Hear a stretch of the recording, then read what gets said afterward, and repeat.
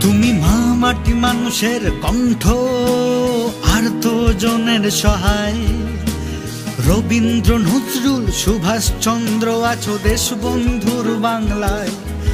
তুমি 21শে জুলাইয়ের রাজপথ গণতন্ত্রের প্রহরায়।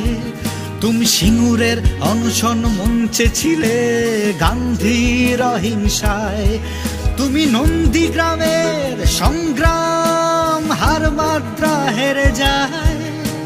তোমার রক্তের দাগ আজও বুঝিয়াছে ওই যে হাজরায়।